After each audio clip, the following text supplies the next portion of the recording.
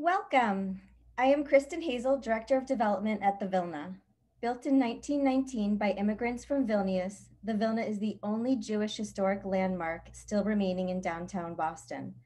Our recent $4 million renovation honors the historic nature of the building while propelling the Vilna into the 21st century, allowing us to serve our community in exciting and expanded ways. We look forward to hearing from today's speakers about how they use science to humanize history. The Vilna congregation, which began in 1893, was a shul, a spiritual place of worship, but it was also the center for Jewish life and tangible support to these Jewish immigrants of Boston.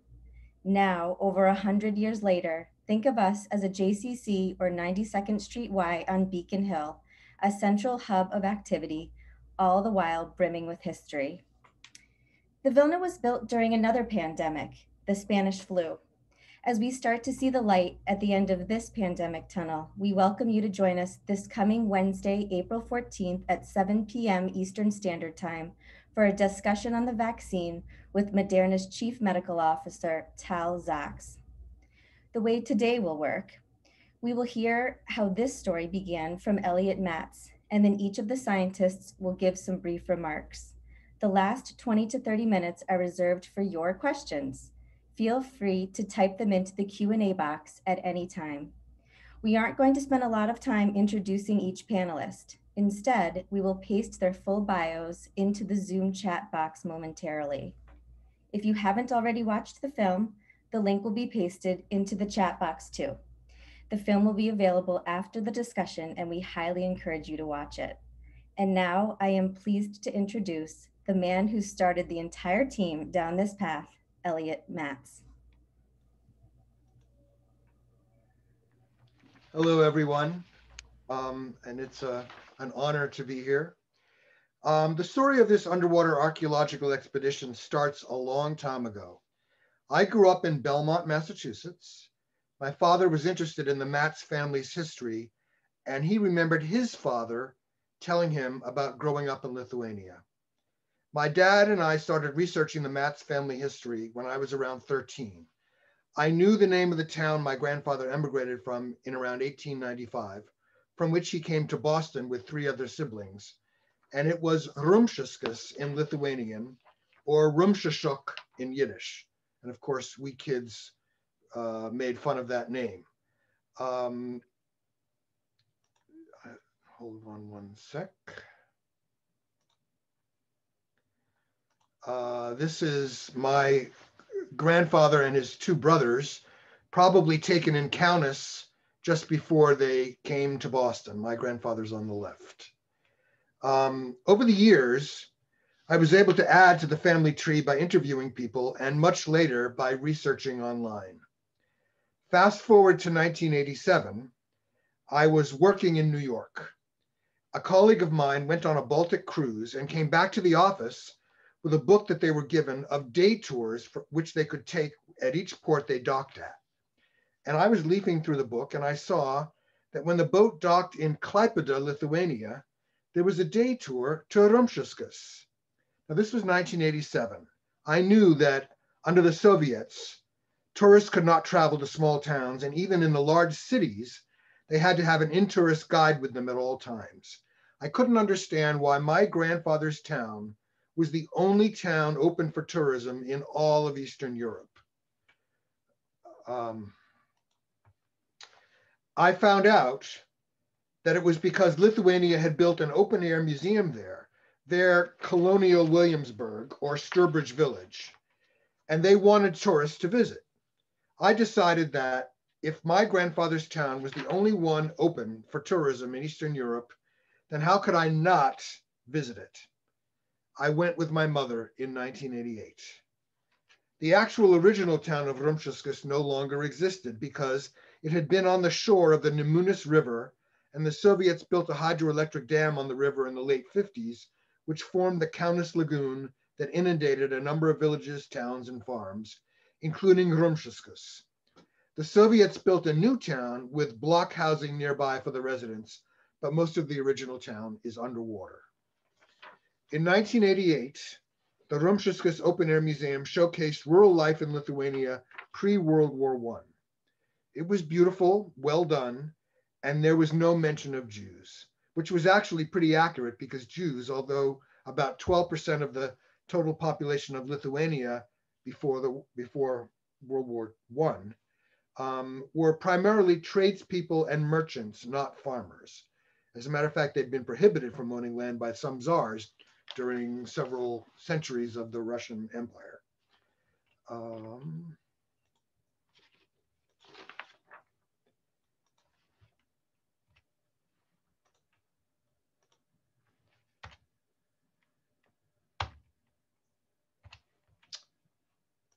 Pardon me. Well, oh, there we go. This is actually me at the Open Air Museum in Rumshishok in 1988. And that is our Lithuanian in-tourist guide, who was wonderful, by the way. After we visited the museum that day, we went into the new town of Rumshishok and we interviewed the church caretaker, who was an older woman who was a teenager before the war. She remembered the Jewish community in Rumshishok and said her parents worked for Jews. She remembered the German invasion. She remembered the day the Jews were rounded up and marched out of town. And she knew and told us where the massacre site was, which was not inundated in the Kaunas Lagoon. She did not recognize our name maps. We went to the killing site, which was unmarked at that time, and said Kaddish. This is the killing site in 1988, that day, on the top, and the massacre site in 2019, the day that you'll hear about later. Fast forward another 30 years, I looked up the museum online in 2017 and saw that it had expanded and that now there was a recreation of a market town square, a shtetl market square, in the museum. I was thrilled, and I said to a part Lithuanian high school friend from Belmont that I wished there was some town in the world that had somehow escaped modernization where I could go and see in 3 dimensions how my ancestors lived. And he said that he wanted to go to that same town because his ancestors and my ancestors were neighbors in all of those Eastern European market towns, and there was no such place to visit. I went back to the museum in 2017. Again, the museum is beautiful and well presented, but in the recreation of the market square, again, there was almost no representation of Jews. Now that is not accurate. In all of the around 1,500 market towns in Eastern Europe, the population was anywhere from 20 to like 70% Jewish, and the market square itself was more like 95% Jewish, with Jews running the shops and living behind them or above them. I then made it my mission to try to change that, to somehow have the museum tell an accurate story to Lithuania's school children and to all the tourists which it attracts. I am now well along the way toward building a complementary museum to the existing one, working with the local community, the powers that be in Lithuania, an eminent board of advisors, etc., to set up the Rumshishok Market Town Museum that will work in conjunction with the existing museum in Rumshishok. In 2018, I was introduced to Dr. Richard Freund, who was then a professor at the University of Hartford and who was doing high-tech archaeology at numerous sites in Lithuania and elsewhere. I went to his office, and when he heard the story of Rumshishok, he got excited about trying to use high-tech archaeological methods to find remains of the original town under the Kaunas Lagoon. He thought there could be a fascinating documentary made of the search for remains of the submerged town, maybe its cemetery, etc. When I told him that my nephew had just graduated from BU with a degree in marine biology and that he is a diver, he begged me to ask Ross if he would participate in the diving and in the documentary. From that came this documentary film filmed in 2019 in Rumshishok.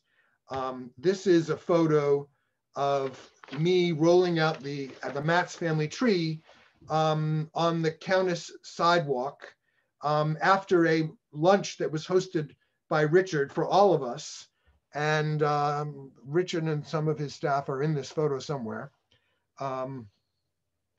I should also mention that Ross, my nephew, who is in the documentary, was going to participate today, but he and his wife have a newborn as of Friday, and he wasn't sure that he was going to be able to join us because they are a little bit distracted.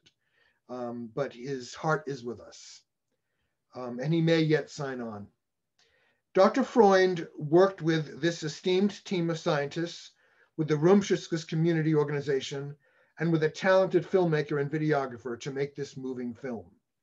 And just FYI, a shameless plug on my part, the museum project is proceeding along with an education/research entity that will be associated with the museum that will study the history of Jews and Christians living side by side for 5 centuries, sometimes in struggle and sometimes in cooperation. And what can we learn from that history? Vilnius University and Brandeis University are collaborating on that research educational entity. Richard, what did you first think when I brought this to you? Okay.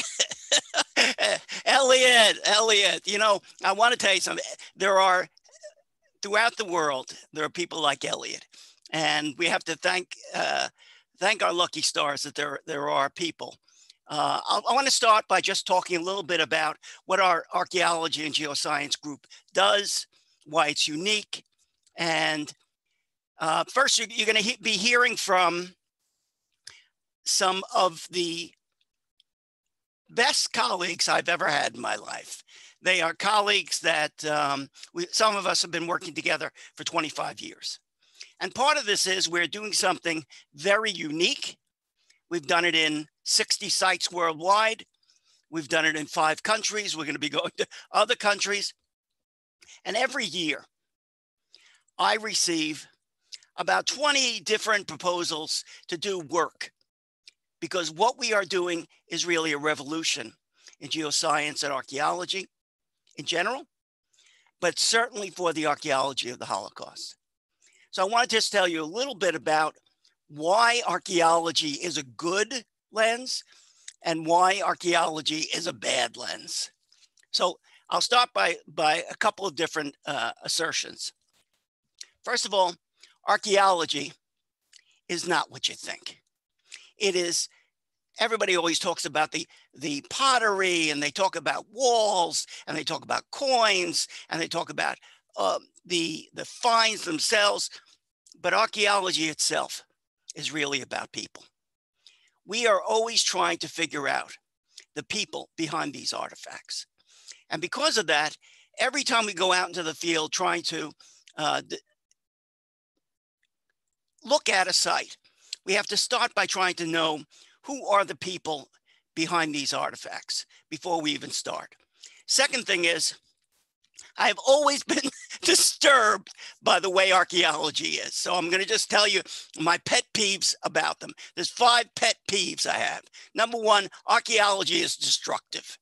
Traditional archaeology, you destroy the sample. It's the only science where you can never repeat the experiment ever again.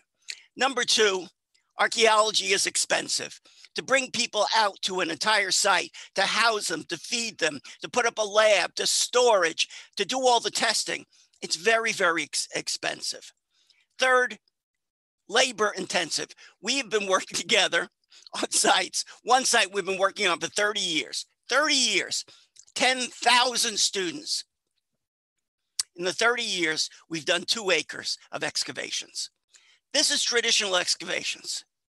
Then I have to tell you that, unfortunately, for those of you who don't know, after we ruin the sample, take it back to the lab, try and figure out what it is, then try and figure out what its context is in the original site, it's not very conclusive. It's not very effective. What it is, we can say it's this, or maybe that. But finally, and this is the problem with archaeology of the Holocaust, is not very sensitive. Meaning you go and you excavate for the sake of excavating. So part of archaeology of the Holocaust is we realize that we're in a unique circumstance where we're going to be using non-invasive archaeology.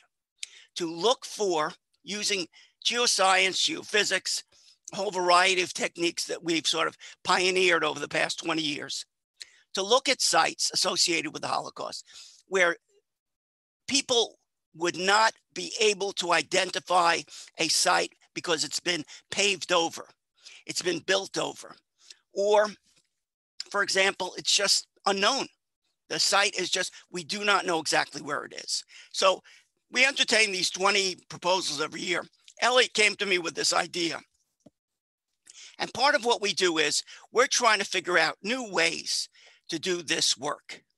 So in this case, we had a whole bunch of new ways that we could look for parts of this entire issue of what happened to Rumshishok. What happened to Rumshishok?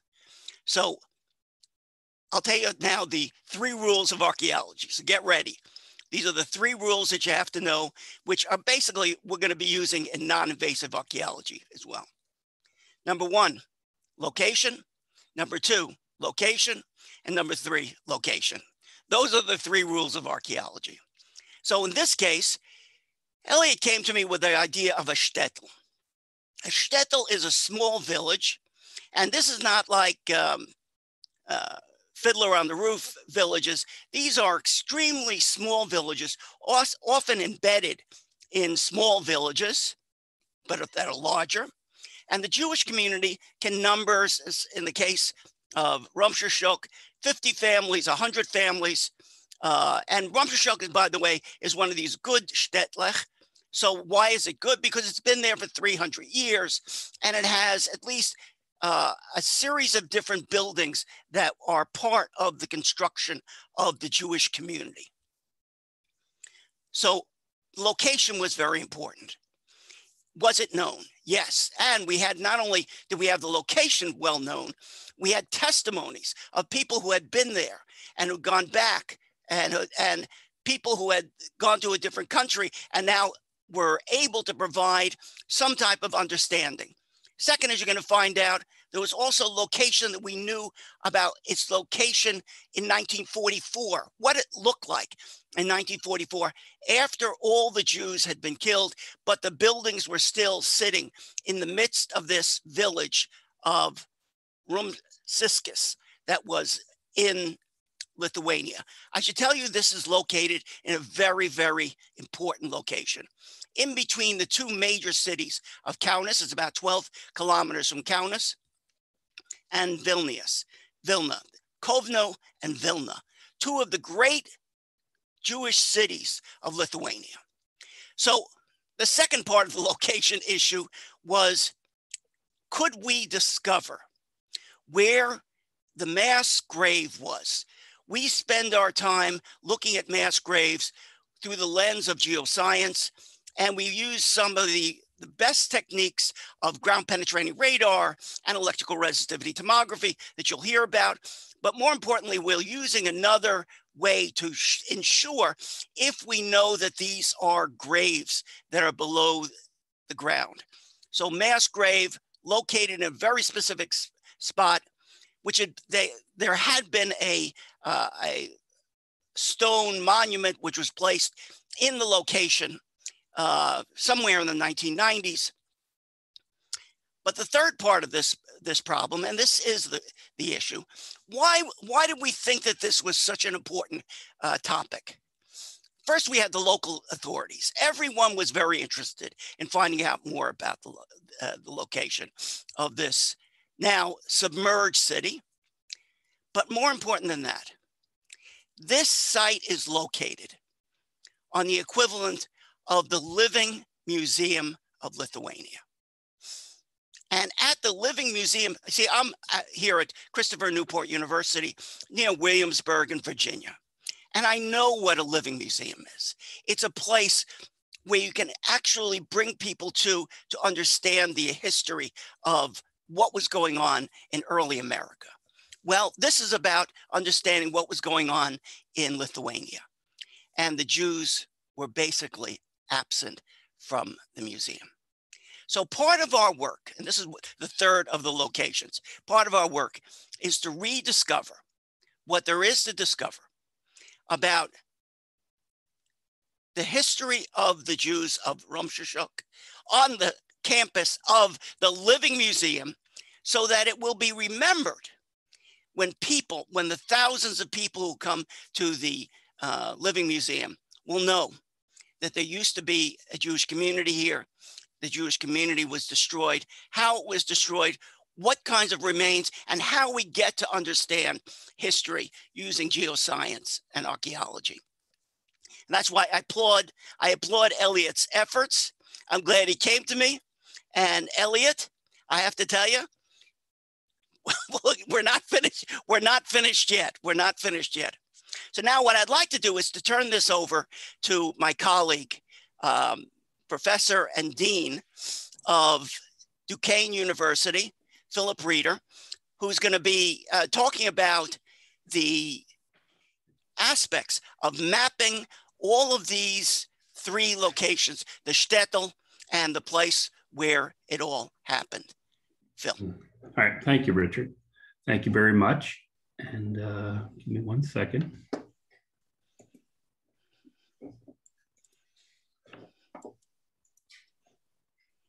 So thank you.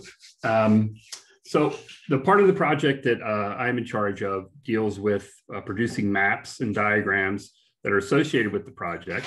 And as a map maker, I certainly feel that that is, in my opinion, the most important part of the project, because how else am I going to show other researchers, but just the general public of what we're done, what we're looking at, what we plan to do in the future.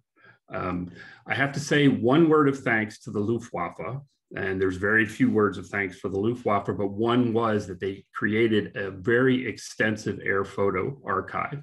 And this is a 1944 photograph of the village of Rumshishok. So this area in the center of the air photograph is the old village of Rumshishok before it was flooded eventually by the construction of Lake Kaunas. And whenever we do our research, we're always looking for certain targets that we're interested in. And we had a discussion and we said, well, what are our targets going to be for this particular project in the village of Rumshishok? And the three targets that we picked out were the synagogue, the rabbi's house, and the cemetery in the town of Rumshishok. So then the question becomes, how are we going to gather data on those places now that they're at the bottom of a lake, for one thing? And then how are we going to compile information on how those locations relate to the modern landscape? And the answer to that is modern technology.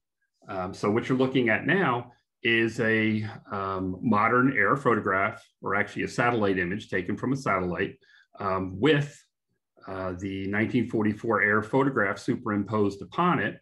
And then you can see the relationship between the lake, the areas of Rumshishok that are underwater, and then the areas that are now dry land.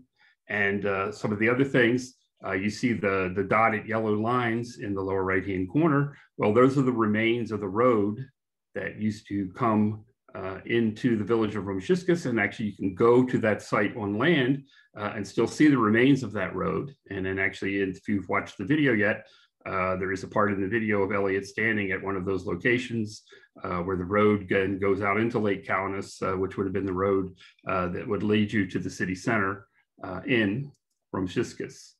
So question becomes, how are we going to collect information about a town that is now underwater? And the answer is we could still use geophysics, and there's all kinds of different types of geophysics, which some of my colleagues are going to talk about shortly. And one, I think, brilliant idea that we had is to wait for the lake to freeze. And then once the lake was frozen, we could go out on the lake and collect information using geophysics and then using mapping techniques as to what exists on the floor of the lake still today. So that's me on the left-hand side with my surveying instrument. It's called a total station. That allows us to collect map information and construct maps on locations that we're collecting data. And then on the right is the ground penetrating radar team. And they're using ground penetrating radar to look through the ice and then to look at the bottom of the lake and to see what is on the floor of the lake.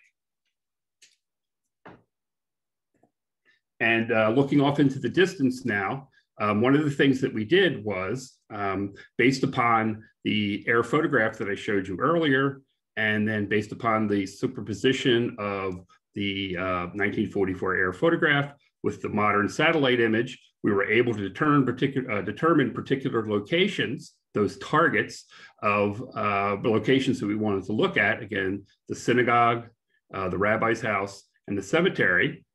So this is well out onto frozen Lake Kaunas with the ground penetrating radar instrumentation, and also 2 students out there with 2-way radios that I was communicating with. And I was directing them to particular locations where underneath the ice, those particular locations were that we were trying to collect data. So this is a diagram then and a map that shows the old 1944 air photograph superimposed upon the modern satellite image. And then the 3 different colored lines are leading from what is now the modern lake shore to a location. The red line is going to the location where the cemetery was. The yellow line is going to where the synagogue was located. And I'm sorry, the blue line is going to where the synagogue is located, and the yellow line is going to the rabbi's house. So I'm going to jump out for a minute from PowerPoint, and I'm going to show you a brief video. It's an animation of what we were looking at. And a second.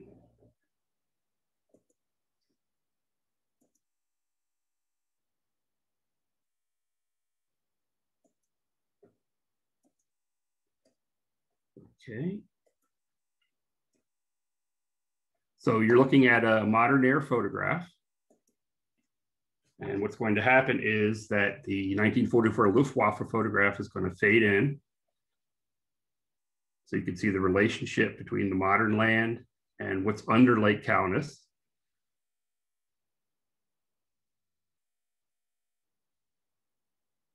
And now the 1944 air photograph is going to fade out. And what's going to come in now are the locations, our targets that we are seeking to collect data on.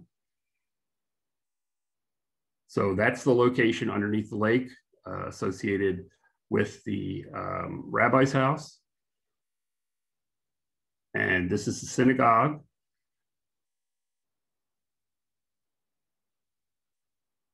And then this is the cemetery.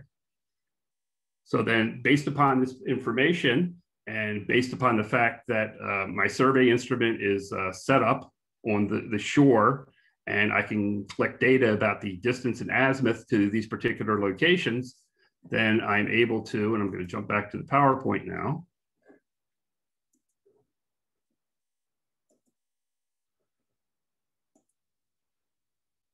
One second, share.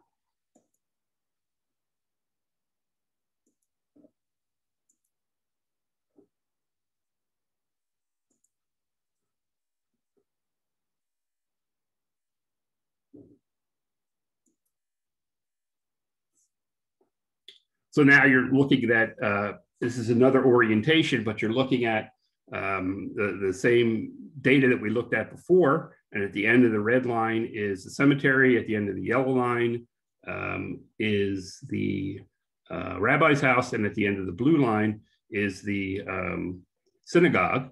And then I was able to calculate what the longitude and latitude of those positions were. And I was able to direct the ground penetrating radar to those particular locations so that we could then collect data at those locations. So here's some of that information pulled off. And then Richard mentioned, as he spoke previously, about the mass grave site as well. So then you could see that area depicted by the white box. That's the Rumshishok mass grave site. And that is essentially taking the location that was pointed out to us where that monument was, and then taking that and then superimposing it upon the 1944 air photograph. One thing that's interesting is that it's right at the edge of the woods. If you look back through archives, if you read the history of some of these mass grave sites, certainly they did not do burials in the woods because it would be very difficult because of the roots, et cetera, although there may be some located there. But right on the edge of the woods kind of gave some concealment for the site. But then at the same time, the site was located there. And then here it is, the modern air photograph, which is now a partially wooded area. So certainly changed since 1944. So that's a brief description then about how we located various targets underneath the lake to eventually collect data using ground penetrating radar through the ice, or as Paul Bowman is going to talk about in a few minutes, using side scanning radar, and then about the Rumshishok mass grave site as well, which Harry Joel is going to talk about. So I'm going to turn it over to my colleague, Harry Joel, now. Thank you.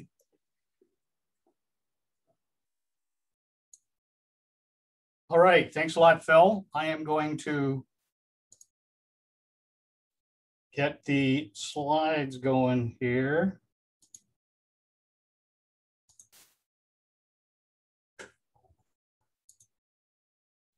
All right, so giving you some context here, I'm going to give you both the winter and the summer. I live in Wisconsin, so we do work on the ice here and do image below the surface.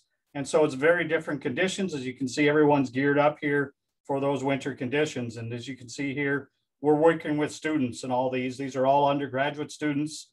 And you have, but Kyle here, we got Justin, we got Joe Beck. Joe Beck's online here. Joe's now graduated and with the US military in Germany right now. So it's a lot later for him. So what is ground penetrating radar? It's the acronym would be GPR.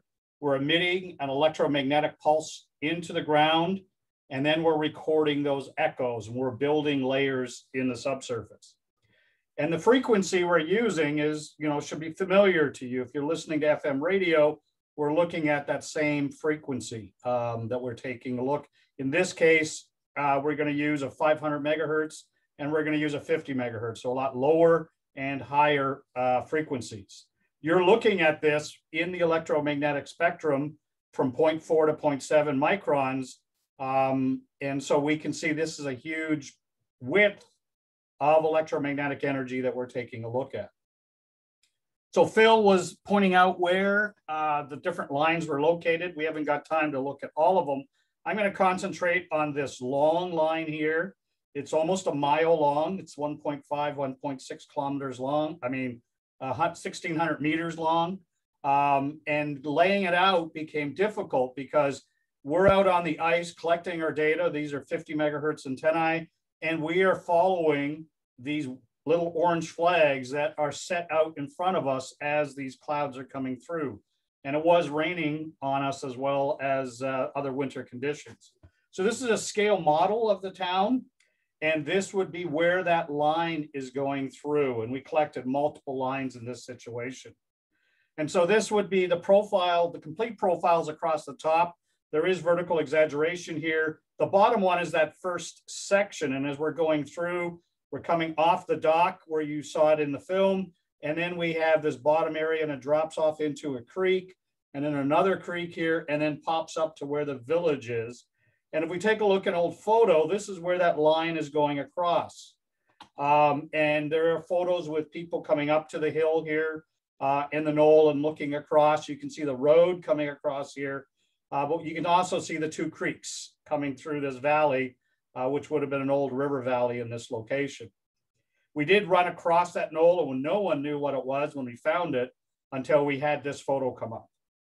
If we continue on, we're going to move along where the village was. We can see it does come down a little, and we do have little ups or downs as we go through, and then we move off, and it gets a little higher on the right-hand side, and we're only moving up and down, a couple meters, so 3, 4, 5 feet, and so that's coming through. You can see the two rivers, or two creeks here, essentially, coming through up into the village, and then we're moving through the village in this location. And then the final section here is as we're going through, we're still seeing there's still some undulations. And at the end, it's relatively flat that goes through here. And we're not seeing anything that's really sticking out of the materials. And this is where we had to figure out, was there a lot of silt going on here? or did they destroy the village before flooding this location? And so at the end here, our target was the cemetery. And this is what the cemetery would have looked like prior to flooding. And so the question is, can we find some of these locations in the subsurface as we go across that cemetery? And so that's the data set we had prior to coming that next summer to do some of the sonar work as well as some of the others. And then in the summer, we reversed roles, and basically we were working on land as the other crew was working out in the water. And so let's move to the mass grave site where we were indicated here. And this is Elliot here with a group and, you know, showing where that mass grave was in 2017. And we decided after walking through this area to work to the left of this site. And so what we do with students here, we got Logan here, we got Joe Pullian, we got Cameron, who's also online, taking field notes here as we're taking topography. And here's the road coming down through here. And we're taking the ground penetrating radar through this area on multiple lines. And so this is Phil's map of that area. I don't know, may not be. As we go through, when we're collecting all these lines of data, this is the ERT line that's coming through here. And so we're collecting, and this is what we did for multiple days as we rotated off. And you can see how there's a depression here that goes up on the other side where they're laying out some more of the lines here. And if we process that data on the left-hand side, you can see all the lines that were collected. And so this is 60 or 70 lines that we've collected. On the right-hand side is an image of that. And what we do is we put this into a big cube, we process it here, and then we slice down through that cube and look for possible sites. And we've worked at multiple different sites around Lithuania, and we're looking for areas or anomalies at this area. And it's about 60 to 65 centimeters deep, right? We're looking at about 2 feet down here, and we can look deeper, but this shows that there is this, you know, about 2 meters wide and about 6 or 7 meters long. There is this feature in the subsurface that actually goes down quite deep and goes shallower as well. There are other locations at different areas, and there might have been multiple mass burials, meaning we can have this open area in this location as well. And so what we often do is also take a look at the 2D lines. This is just looking like an X-ray into the ground. And at that site where we go into what we're projecting to be a mass burial, we don't see many reflections. And if we do, a lot of them are hyperbolic or parabolic in nature in this area. And in an area that doesn't go across that area, you can see we're seeing a lot of reflections in here. They're still parabolics, but you don't see the change in that reflection pattern. And these would be processed very similarly. And we do this on a variety of different locations. So what I've just tried to show just briefly is that GPR can be used to image the subsurface. And we're doing this in a non-invasive, non-destructive manner, meaning we are not disturbing that surface. And so that's what we feel is very important at these Holocaust sites, that we can do this non-invasively. And then I'll turn it over to Alistair right now, who is going to continue on talking about some of the geophysics done at the site. Well, thank you, Harry. Yeah, so I'm just going to talk briefly about the work we did around the mass grave site. We were using complementary geophysical techniques to what Harry was using. Harry was using a method called ground penetrating radar, whereas Paul and myself, we brought two different techniques. One is called electrical resistivity tomography, and another one is called electromagnetic or EM38. And essentially, what we're looking for, I'll just share my screen here. What we're looking for is what might remain of this long trench where the 80 Jews from the village of Rumshishok were brought and killed and buried in this trench. All we really know is it's this long trench. And in order to confirm the location, what we want to see is we want to see a change in physical properties to show that there was an excavation there, that it's different from the natural ground either side of it. So Harry focused on an area to the left of the memorial, as you can see, looking at it in this. Alistair, your screen isn't actually shared. Do you want to try it again? Oh, thank you for pointing that out. Slide, share. How's this? Give it 1 second. Perfect. Thank you. Great. Glad I'm not just talking about nothing there. Yeah, so Harry focused a GPR survey to the left of this memorial here. And we focused more around to the right side of this image and in front of the memorial. And so we used a technique called electrical resistivity tomography. And this just involves injecting electrical current into the ground to see if you can detect a change in the way the ground conducts electricity. This other method we used, EM38, measures the same property, the resistivity of the ground, but does it in a slightly different way.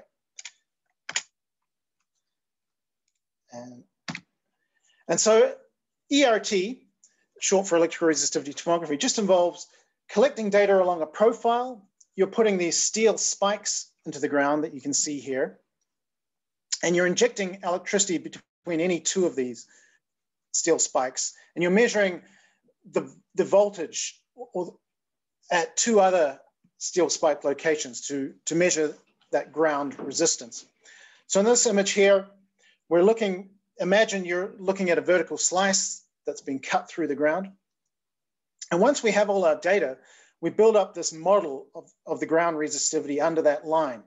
And to show changes in resistivity, we use a color map where the warm colors, the reds, the oranges, show where the ground is quite resistive. So that'd be more like sands or gravels. And the blue colors show where it's less resistive, which would be more in line with material that's clay rich. And we use this method very successfully at another site in Lithuania, at the Ponar extermination site. We actually very clearly identified this circular pit that was 80 feet across and 13 feet deep. It was one of the main pits where as many as 100,000 people were murdered at Ponar and buried. So this is what we're looking for, basically a change in color showing where the ground has been reworked, it's been changed. Here is the resistivity profile that spans across the stone monument. So the monument is here, and we've gone 40 meters either side of it. So that's 120 feet either side. Our profile extends that way. And what we saw is we saw this relatively homogeneous, high resistivity pink layer here. And we didn't see any clear disturbance within that layer. That's not necessarily to say that there isn't a grave there. It's just the material may have similar properties to the outside.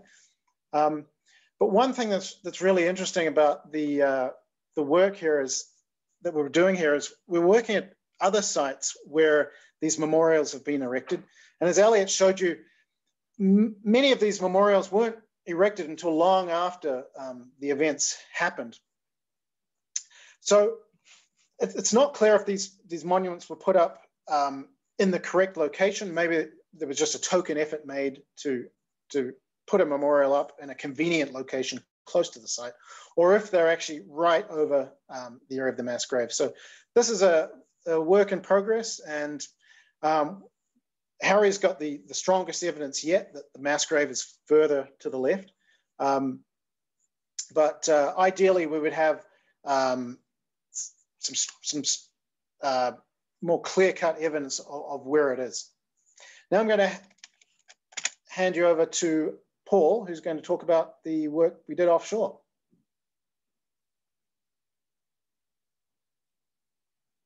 And Paul, I think you're muted then. Thank you, Alistair. We saw with the work that Harry did that we got a number of slices these electromagnetic sections across the village. But what we, of course, would really like is a picture, even a three-dimensional picture of what is under that reservoir. And in particular, we would like to see foundations, streets, poles, even buildings if they still stood, and of course headstones protruding from the bottom from the cemetery area. So we use the technique of side scan sonar, which you can kind of think of as a way of taking a picture, but with sound rather than optically. And of course, the first thing we had to do was figure out exactly where to do that survey. And as Phil described, we had a pretty good idea because we had this 1944 Luftwaffe photo of the village of Rumshishok.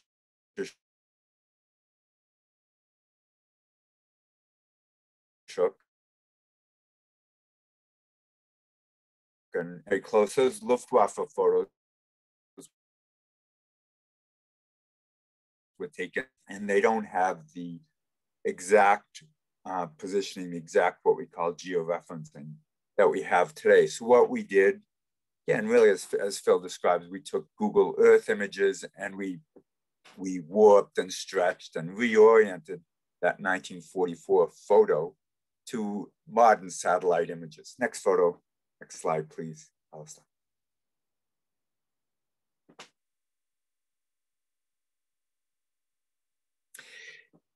And then once we knew where we wanted to survey, then we carried out a side scan sonar survey. So a side scan sonar survey revolves around taking a boat, doesn't have to be a big boat. And from the boat, we hang what's called a fish. It looks like a small torpedo, and we hang it below, they hang it below the boat, as we did in this case, suspended from a rope or cable, or we'll fix it to a post. And then using GPS, we'll navigate ourselves so we get complete coverage over the lake. So we have the side scan sonar system suspended for perhaps a meter or two below the boat. And then we have a bathymeter also suspended from the post that you see there. And that will give us the depth to the bottom of the lake. And then we'll have a GPS over the side scan sonar. So every image has a precise position. Then we have another GPS so the boat captain can navigate where we're going. And then we're seeing all that data in real time on the computer screens as we travel. So again, the idea here is to get not a slice, as we saw with Harry's data, or a few slices, but an actual image over the entire lagoon area. Next slide, please, Alistair. And so again, to first orient ourselves, before we actually collect and look at the side scan imagery, we first collected this bathymetry imagery that simply maps the depth to the bottom of the river. And what do we want to see here? Well, of course, we know from that 1944 Luftwaffe photo how the town was oriented to the old channel of the Neman River before it was flooded. So we want to see that channel and the high points associated with the town, and that creek that Harry mentioned coming in from the east. So here's our bathymetry. That is, was simply using the first acoustic pulse to map the depth to the bottom of the reservoir. And we can see in that low area, that is the cooler colors, the blue area on the left, the former channel of the Neman River before it was flooded. And then we can see in that red dashed line, that's that low area associated with the creek, and to the southeast of that, we saw where the synagogue and the rabbi's house and the cemetery are. And this will be the area that will focus side scan sonar. So the next slide, please, Alistair. So on the left, we have a side scan sonar images, all the data we collected. It covers an area of about 900 meters east to west, 700 meters north to south. And what's happening with the side scan system, it's sending out this acoustic pulse in a swath over a beam at a certain beam angle. So you don't actually see anything directly under the boat. So that's what those lines in the middle of those swaths are. But over the swaths themselves, anything protruding above the water, as well as above the base, the bottom of the reservoir, as well as the reservoir itself, the floor of the reservoir itself will give a reflection. And the intensity of that reflection is dependent on what the material is. So for instance, a headstone will give a much stronger reflection than a wooden beam, which will give a much stronger reflection than the muddy bottom. And what did we see? Well, if anyone's seen the movie or seen our reports that is posted, we actually did not see what we were hoping to find, which were foundations and square structures looking like buildings and roadways and courtyards. We did find a lot of vertical features, like the one you see in the upper right. That we believe those 4 vertical features right in the center of that piece of the side scan image, we believe those are 4 piers for bridge abutments supporting the bridge that allowed the main road to cross the creek. And actually below that side scan image in the bottom right, inside that yellow circle, you actually see from that Luftwaffe photo where those bridge abutments are located and where that creek is. Next image, Alistair. And why didn't we see that? Why didn't we find the features, the town, the buildings, all those structures we would have liked to rescue and bring into the village? Well, it's not because the side scan wasn't successful. It's not because the geophysics wasn't suited for this. It's quite likely that this 1959 photo, and that's when this was taken shortly before the reservoir was flooded, is probably telling us the story that the Soviets, in fact, did a very thorough job of destroying all the buildings, leveling the structures, and even bulldozing down the foundation with really only trees and posts and certain stone structures and a few isolated vertical structures like the bridge abutments remaining. And of course, that's not unusual before the flooding of any reservoirs, especially the shallow reservoirs we'd have in Lithuania, where you don't want to leave behind all these boating navigation obstacles.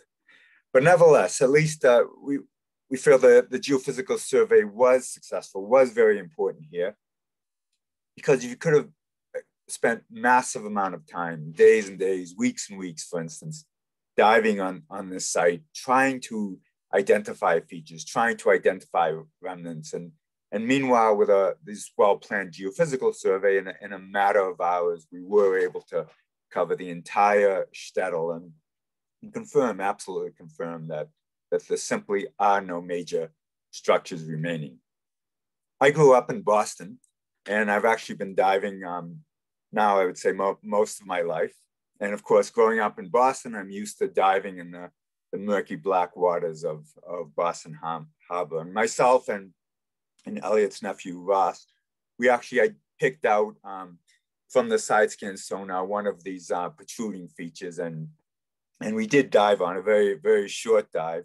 But unfortunately, this reservoir in Lithuania was very much like Boston Harbor, very murky, very black, with really only a few inches of visibility. But hopefully what you can see here is one of the things that geophysics provides is an ability to see what's under the ground or see what's under the water, even when real visual, real optical assistance is completely impossible to essentially see what cannot be seen. And yeah, that's the last of my slides, Alistair. Thank you. Wonderful. Thank you so much, Paul. I'm Lynn Krasker-Schultz. I am the Director of Programming at the Vilna Shul in downtown Boston. And if I can ask all of the panelists to please turn on their video and sound right now, we're going to jump into the audience Q&A.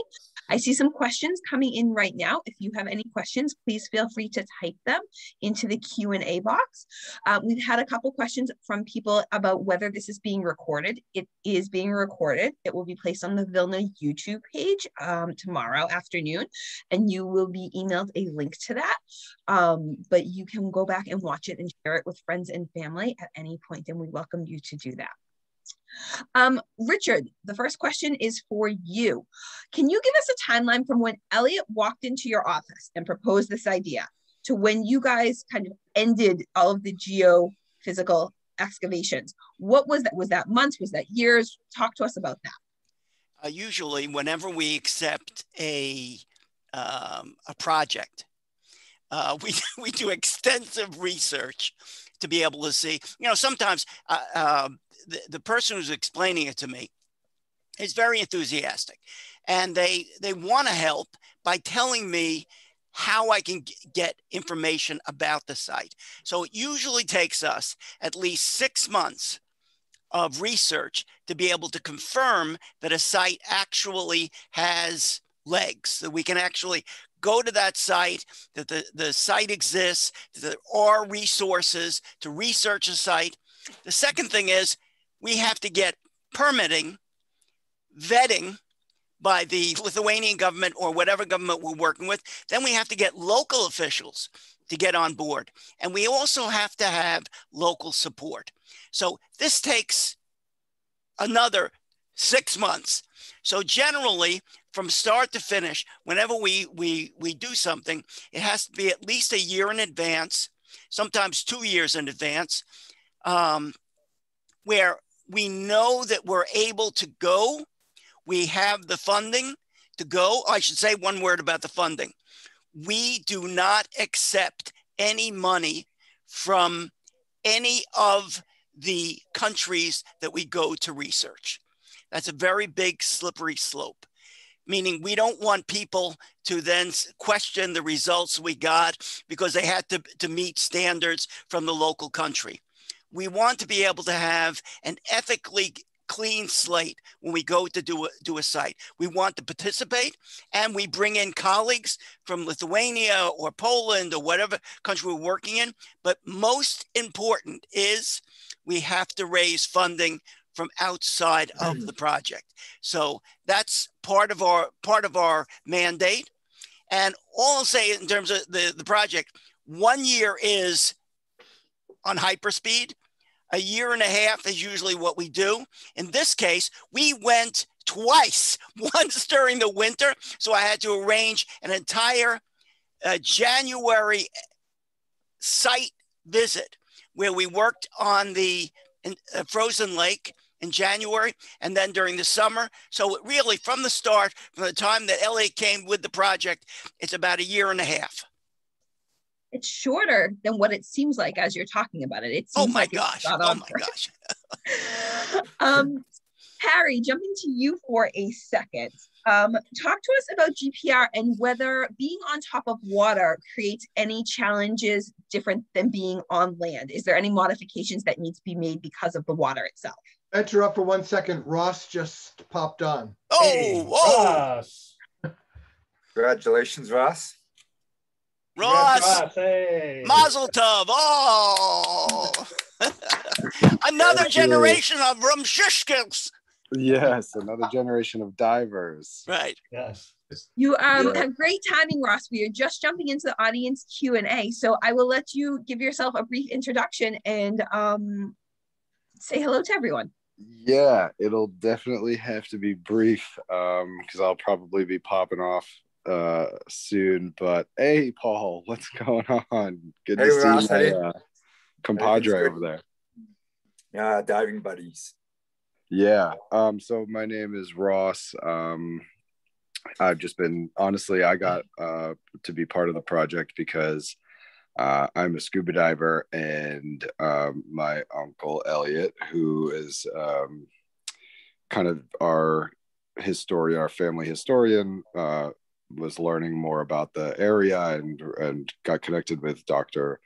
Freund, and he does research in the area and all that kind of stuff. And I mostly had been told it's great to have one physical observance of the area in a scientific perspective. Sorry, my brain is like gone. for a scientific perspective, to have a physical eye on what we're looking for down there, not just equipment, river surveys, etc. And second, if documentaries are being made or anything like that, Uncle Elliot and I are kind of a subject to the storyline, as far as a link to the past. So that was who I was within all of this. What was your first thought when Elliot came to you and told you what he was doing and what role he hoped you would play? Did you think he was crazy, or were you super excited? Oh no, I said count me in right away. Yeah, I was stoked. Yeah. That's great. Thank you for joining us, and congratulations. Thank you. What's that? He already knew I was crazy. Fair enough. Plead the fifth. Fair enough. Harry, jumping back to that question I just asked you about whether the water plays any effect with GPR. Can you speak a little bit about that? Yeah, I mean, I think first I'll bounce off what Richard said. Our in-country partners, Deirdre's, there's no way in the wintertime we could have done this without Deirdre's. I mean, he was out there fishing while we were working, but he got us down to the lake. What was the lake conditions? What were things right? When's the right time to go? And, where to eat and all these kinds of in-country things that we didn't know. And so without him, I don't think a lot of this would have happened. The water is actually, for ground penetrating radar, as long as it's fresh water, the fresh water is fine. And you can see in the images, we can see down to depths. And in this case, we're going down to depths of 9-10 meters, so about 30 feet. And so in that river valley, we could see right down to the bottom of the valley with these, what we call lower frequency antennae in this site. So they use these tools, like in a lot of dams around the world, to take a look at dam construction, but also the reservoirs filling up over time. Can you tell us how deep, what is the depth of each of the sites that you were looking at, the rabbi's house, the synagogue, and the cemetery? So those sites were relatively higher up in the landscape. So they were roughly, 2 meters down below the surface because they were higher up in the landscape as you were taking a look at this. As you move off, you go down the river channel, which was 9 or 10 meters. And then the cemetery was down a little bit further down, about to 3 meters down below the surface. So about 9 feet. Fascinating. Elliot, we're going to jump over to you for a second. And you answered this in the chat, but for those who aren't looking at the chat, can you talk a little bit about who created the lake, why it was created, all of that type of thing? So in the Nemunas River is one of the main rivers in Lithuania. It travels through Kaunas out to the Baltic Sea. In the 50s, the Soviets built a hydroelectric dam near Kaunas. And as dams do, they form lakes and flood very often towns and villages. And in this case, they flooded, I think someone said 35, hamlets and towns and farms and stuff, and including Rumshishok. And I'm assuming that because of all the upheaval that was going on when they were building the dam, that was probably why they decided to build the open air museum in that neck of the woods, because there was so much construction and moving of stuff going on anyway. And it was between the two main cities in Lithuania, Vilnius and Kaunas.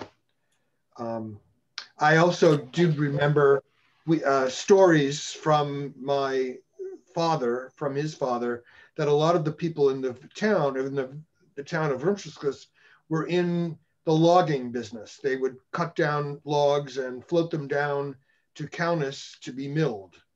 And I think that was probably, if there was any one main business in the town besides drinking and bars, it was the lumber business. Interesting. You noted that when you went in the 80s, there was no memorial, and that when you went back in 2018, there was a memorial site, or there was a gravestone there. Yes. Do you know who placed that gravestone and what did it say? I don't know who placed it. I don't remember exactly what it said, but something in several languages it did say that this is the site of the mass grave. Honestly, Richard, do you remember what it says exactly? Yeah, We have. it's and by the way, just so you know, the stone needs to be totally redone because it's very effaced. For some reason, it's more effaced than things that have been around in the 40s and the 30s. This is something that the actual outside is pretty effaced. So it talks about the 80 Jews, August, and it is in Yiddish. And it does have some of the makings of a memorial as it was put up by usually Americans that memorialize these sites in many of the locations in the 1990s after Lithuania was an independent state. So interesting. Paul, jumping over to you for just a second. We so often take emotion out of science, right? That's one of the great things about science. It's so pure and it's so emotionless. Things like this have so much emotion in them. You're discovering mass graves. Talk to us about what you felt when you suddenly realized you weren't finding any buildings. You weren't finding very many squares at the bottom. How did that feel? Well, you know, the first feeling is of course a bit of panic because you're wondering, is it the equipment, is it a technical problem, and in fact we bring 2 or 3 of everything, so we run through all the possibilities and we make sure we're certain what we're seeing or what we're not seeing, and then we try, you know, we've of course we've already gathered as much information, run through the scenarios and the histories in our mind, but then as you're collecting this information, you're putting the past together, and we're seeing, for instance, it starts to make sense. It's a shallow reservoir. They couldn't leave houses. They couldn't leave big trees.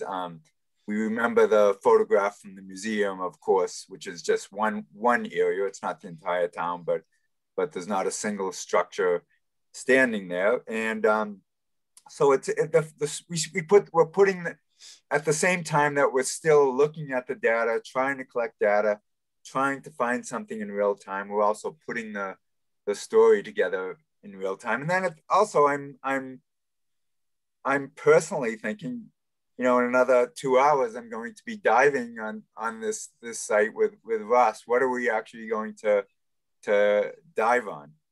And so mostly, yeah, it's a lot of mental things going on, but of course it's disappointing. Disappointing, as you know, Rich is pointing out, this isn't a treasure hunt. We're not out here to find artifacts and take mezuzahs off of walls and put things in individual pieces in museum. We're trying to paint a story, but having the architecture, real buildings standing and the architecture and seeing actually the urban landscape is a huge part of that story, because it tells you how people left. So there's certainly disappointment that we're not going to see that story, and that story isn't recoverable. But I have to say, from the point of view of someone whose ancestors came from the town, just the fact that people were going under the water to look for the remains, and when Ross said he felt something solid like a foundation when he was standing at the bottom, that for us was very emotional. And I keep thinking about, if my father could see this, just the idea that someone was looking for the remains is just worth it all from my point of view. I want to say one thing about this process, because the process that we use is really, we are trying to figure out how to do different types of sites, because the Holocaust, when we talk about the Holocaust, we're talking about something that's amorphous. We're talking about sites where we're going to have to look for locations that are under debris, under sedimentation, under silts. So part of this is a massive, massive experiment to be able to retrieve evidence from places where we know nothing about. So see, I look at this very differently. Every single part of this step is a step to expand the research that we do on the Holocaust.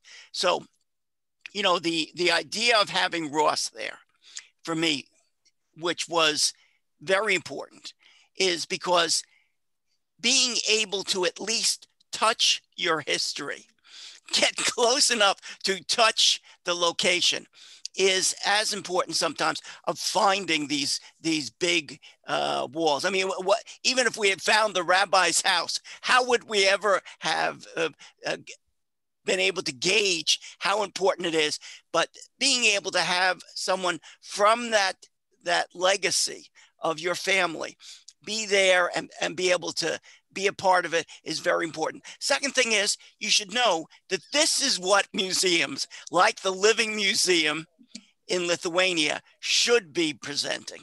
It's something that's active, it's dynamic, it's what kids want to be able to understand about their own history, and showing them that you can do this way using science is very important, I think, for the Lithuanians. So I know that this film, for example, is going to be a big deal for the Lithuanians, not only because it's so beautiful, but it's because it reflects their history. And the more that they can own their history, the better I think it is for the placement of your new complementary museum will be. Okay? I agree. And just the emotion that was there in the two other people who were focuses of the film was, I thought, very moving.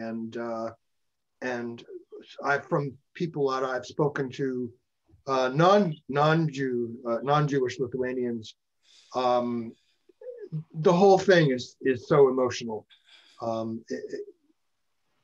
It really, you did what you set out to do, even though you may not have found foundations and buildings. You elicited the emotion. So great. So great. There's a couple questions about what's next. Are you going to continue on this site? Are you going to other sites? What are the plans? So I will say something about 2021. If COVID permits, if COVID will permit us, we've been working on it on a big project for the past 2 years. This big project we're working on is working on the theme of Jewish resistance, and Jewish resistance as it appears in so many Holocaust sites. So it's called the Resistance Project. We're going to be starting in Warsaw with the Warsaw Ghetto uprising, and we have sites there we're working on, very famous sites, Mila 18, for example. We're looking for archives, pieces of an archive that are still missing from the Ringelblum archive, which is a very famous archive. We're also looking at the parts of the Warsaw Ghetto that nobody ever talks about. This is where the Jewish Children's Hospital in the midst of the ghetto, and other parts of the ghetto that people rarely get to focus on when they talk about. So Warsaw is going to be a focus. Sobibor is going to be a focus. Maybe even Auschwitz is going to be a focus because there was a revolt at both Sobibor and there was a rebellion also at Auschwitz. And we're also going to be looking at Lithuania, the escape tunnels from Fort 9 in Lithuania. We're looking at Belarus, where for those of you who have ever seen the movie Defiance, we're looking at an area where the Bielskis actually had their Jerusalem of Belarus, and they saved thousands of Jews in their villages that they created in the forest, which are still there. They're still there. And we want to find out what is still there in the forest. A 600-foot long escape tunnel that was in Novogrodok, which is by itself one of the greatest feats I've ever seen of courage during the Holocaust, to build a 600-foot long escape tunnel where everyone got out through the tunnel. And then we're hoping to work in Latvia. In Latvia, we have 4 sites that we're looking at.